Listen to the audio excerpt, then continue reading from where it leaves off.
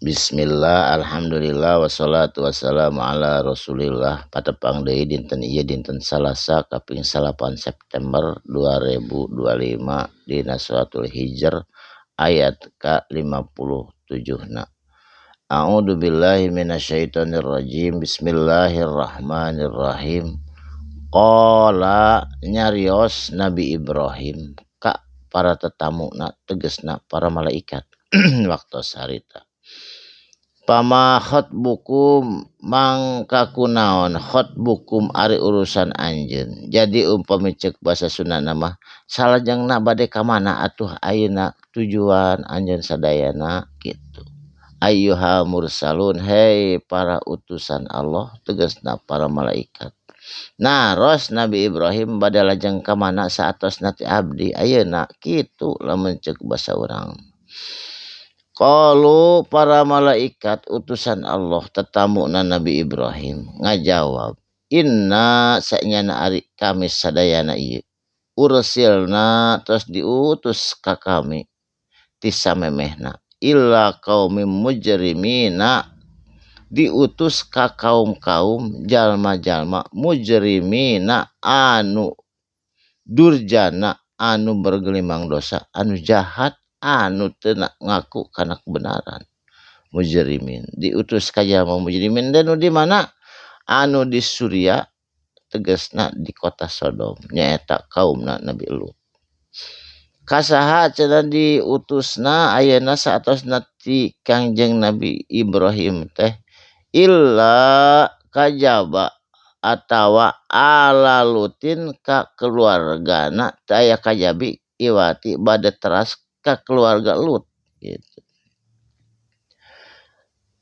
Inna sanyana ari kami lamunajjuhum tangtuna bakal nyalametkeun ka keluarga Nabi Lut ti jalma-jalma anu jarahat anu aya di kaum Sodom anu resep lalaki ka lalaki, maka ayeuna ge disebutna sodomi eta teh tina lemur Sodom, kota Sodom nu aya di Suria nyaeta rek disalametkeun ku para malaikat keluargana Lut ajmaina sakabehna.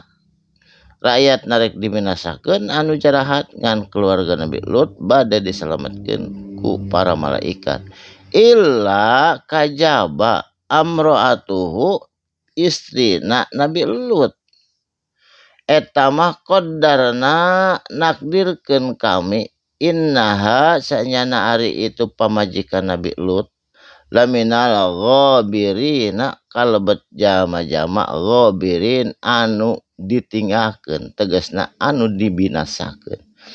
Margi istrina Nabi Lut mah beda agama, beda keyakinan, beda kebenaran, anjeunna mah osok resep ngojok-ngojok ka kaum Sodom nu aya di dinya. Jadi ku Allah dibinasakeun istrina Nabi Lut. Nah kajian pamajikanana ari beda keyakinan, beda agama mah pasti ku Allah dibinasakeun.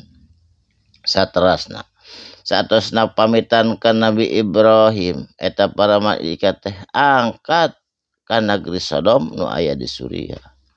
Palamma mangka samang-samang saja datang eta para malaikat utusan Allah ka Suria da tepati tebih ti Palestina ti tempat Nabi Ibrahim ti Siti Sarah.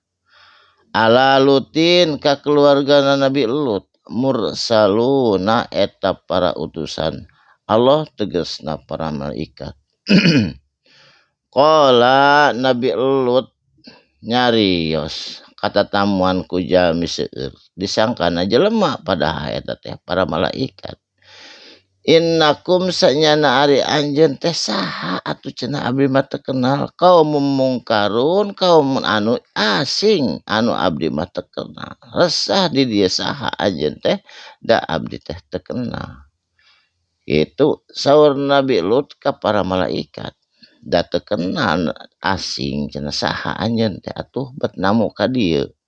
Qalu para malaikat ngajarawab sadayana balji naka tatapina atau bahkan ji naka datang abdi sadayana ka anjeun Lut bimakanu tina naon perkara kanu anu bukti fihi kana eta ma atau kana eta perkara kana eta agama Islam yam taruna nyaeta masih loba keneh jelema nu ragu-ragu sehingga masih keneh jelema anu ngalangar kana ketentuan-ketentuan ti Allah.